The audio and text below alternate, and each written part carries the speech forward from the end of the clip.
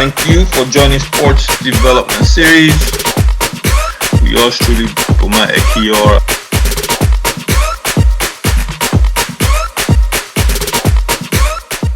Our Sportdev series is sponsored by Arewa Baobab Fruit Powder, one of the most nutritious substances on the planet. Get your Baobab Fruit Powder from arewabaobab.com.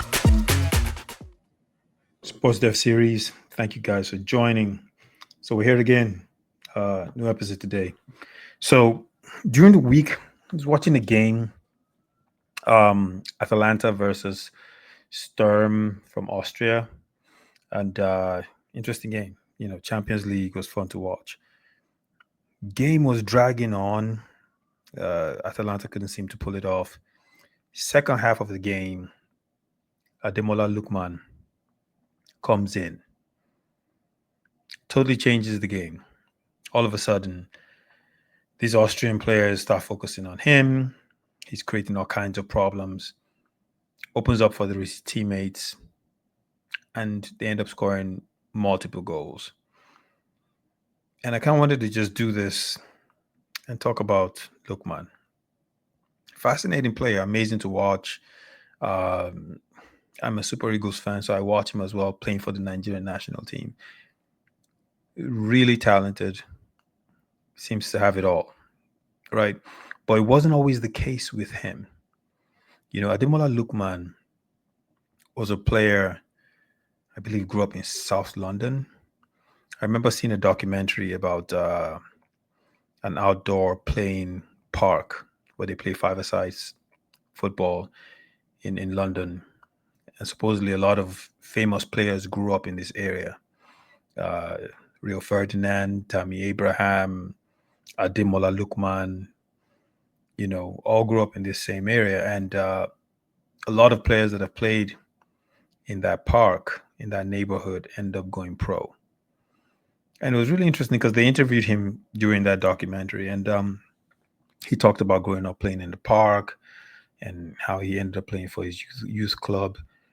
And it's with him, it's not your typical journey of a heralded player, comes out of an academy, everyone's watching him, gets signed by a big club, moves up, does his thing, immediately he's playing for his country's national team. That was not the case for this guy. This guy played for a lower club, right? Gets signed by Charlton Athletic. Charlton Athletic, he plays for them for a little bit, scores not a lot of goals, a handful of goals. Then he leaves Charlton Athletic. Everton signs him. He barely plays for Everton. They loan him to RB Leipzig. So he goes to RB Leipzig in Bundesliga to play for them. I think it was about 2017, 2018. He scores, a couple of winning goals for RB Leipzig. And then they sign him to a 5-year contract. Now, my thinking is they signed him to the 5-year contract because they looked at him and said, he's a good player. He has a lot of talent. He could play. Speed, footwork, everything.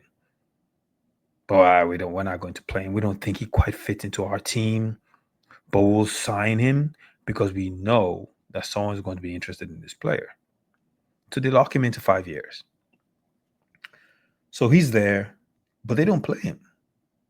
They end up loaning him out. So he goes on loans to Fulham, back to England, and he plays, scores a goal for Fulham, not a lot of goals. And then he's loaned again to Leicester City, which is where I think a lot of people got to know who he was and actually started watching him. I think during Leicester, he would always come off the bench. That's the one thing that you would see about Lookman was, and in some games you would watch, he would come off the bench and your immediate reaction would be, why is this guy on the bench? Good player. Why is he on the bench? Why are you guys not playing him? Right? Anyways, so he's with them. He's on loan again. It doesn't quite work out. Long story short,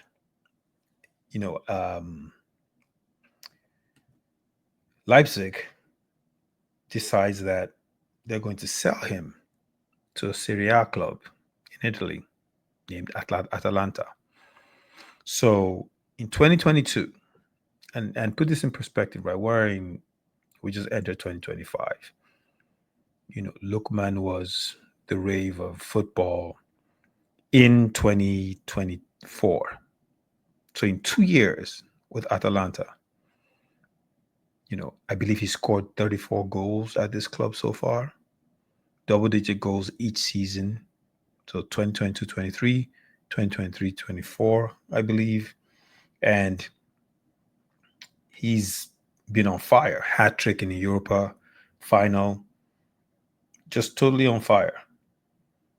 Really, and has been playing well. And even when you look at his international career, he played for the English youth side, didn't really want to play for Nigeria. I think the Nigerian Federation approached him a couple of times. He turned them down. Eventually, he changed his mind, ends up playing for Nigeria, right? I think he joined Nigeria, played for Nigeria in 2022 as well. But there's one thing you could see. So he joins Atalanta in 2022, starts playing for Nigeria in 2022, and he skyrockets, he soars. I may be wrong, but had Ademola Lookman stayed in England, he would not have played for the Three Lions. That's the English national team. And he may not have been a first team player. You got to realize, I think in England, maybe they just thought, he's too small, whatever the case may be, right? All the clubs he went to, Fulham, Leicester City, Everton, right? He started out at Charlton Athletic. They didn't really play him. They didn't really see his value, right? And this is fact. This isn't me saying this. This is just pure, simple fact. They didn't see his value. He goes to Italy. Atalanta immediately recognizes that this is a talent. They give him the time. He has a good team around him. And you can see his success. He won African Footballer of the Year, the most recent one, right? He's also playing for Nigeria at this point. So he's around a different set of players that are used to playing in different countries away from their home country. And that makes a difference in the psyche of a player. It makes a difference in how the player interacts with other players. It makes a difference in his confidence level. And I think those key factors impacted how he started performing for club and for country. Go watch the last African Cup of Nations. He was amazing, right? And these are the reasons why, in my opinion. Now, you could say I'm biased because obviously I'm a Super Eagles fan, but I don't think that's the case. Because had he been in England, he wouldn't have played for England, right? He would not. Not because he wasn't good enough, but just because how the situation unfolded. He didn't play for his national team. He didn't play for any major clubs, right? So they would have automatically overlooked him. He was good enough, but he wasn't being given a chance. He was going to clubs, they were loaning him out. He became this guy.